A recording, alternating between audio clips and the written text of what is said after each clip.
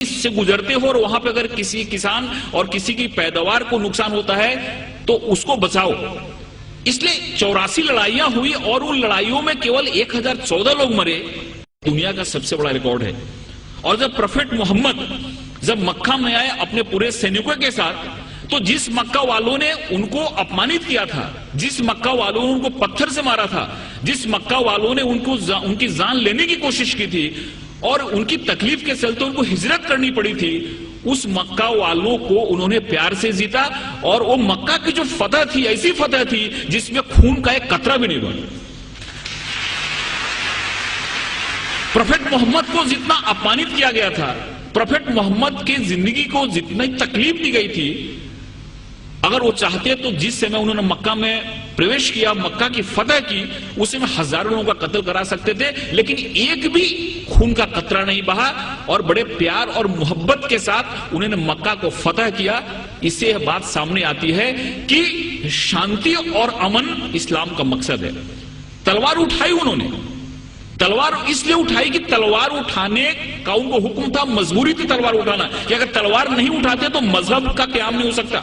اور ہر ایک جگہ گیتا میں بھگوان شری کرشن نے ارجن کو کہا کہ تم لڑائی کرو، اگر تم لڑائی نہیں کرو گے تو دھرم کی استھاپنا نہیں ہو پائے گی. ارجن وہاں سے بھاگ رہا تھا.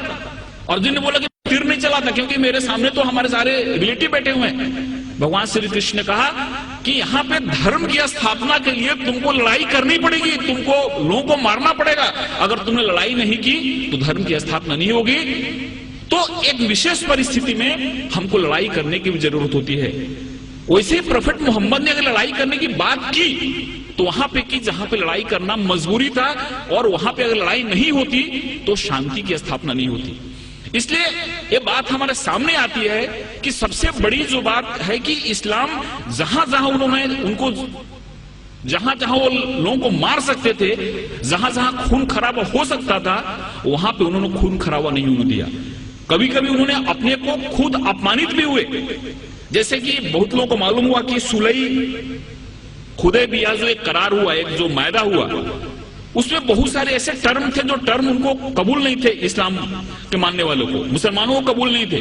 لیکن پروفیٹ محمد نے کہا کہ اگر میں یہ معاہدہ نہیں کرتا ہوں تو بہت بڑا خون خرابہ ہو جائے گا اور اس خون خرابے سے بہت لوگ مارے جائیں گے. اس لیے چلو میرا اپمان ہوا تو چلے گا، لیکن شانتی کے لیے، امن کے لیے میں قرار کرتا ہوں، جس سے بہت بڑی لڑائی ٹل گئی. ایسے بہت سارے ادھارن ہیں. ایک بار ایک یہودی کا جنازہ جا رہا تھا اور پروفیٹ محمد اپنے لوگوں کے ساتھ بیٹھے ہوئے تھے. انہوں نے جب جنازہ دیکھا تو اٹھ کے کھڑے ہو گئے. ان کے لوگوں نے کہا کہ یہ تو مسلمان کا جنازہ نہیں، یہ تو ایک یہودی کا جنازہ ہے. تو محمد نے کہا، پروفیٹ محمد نے کہا، کیا یہودی انسان نہیں ہوتا؟ یہ ساری چیزیں ہمارے سامنے آنی چاہیے. اس بوڑھی عورت کی کہانی معلوم ہے کہ اس کو ایسا لگتا تھا کہ یہاں پہ اسلام بڑھ رہا ہے. محمد نام کا ایسا شخصیت ہے جو سب کو اسلام میں لے جا رہا ہے، اس لیے وہ گاؤں چھوڑ کے جا رہی تھی. اس کے سر پہ گٹھری تھی اور گٹھری اٹھ نہیں رہی تھی. ایک نوجوان آیا اور بولا کہ ماتا جی میں آپ کی مدد کروں، آپ چلو اپنی گٹھری میں گاؤں کے باہر چھوڑ دیتا ہوں. عورت نے ان کو گٹھری دی اور وہاں سے نوجوان اس گٹھری کو اپنے سر پہ لیا اور گاؤں کے باہر گیا اور بولا کہ اب ٹھیک ہے آپ گٹھری لو اب جاؤ.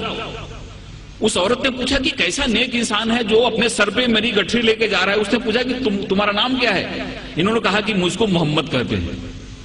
جس کے ڈر سے بھاگ رہی تھی وہی انسان اس عورت کی گٹھری کو اپنے سر پہ لے جا رہا ہے اور اس کو مدد کر رہا ہے. اور اسی دن عورت اسلام میں آ گئی.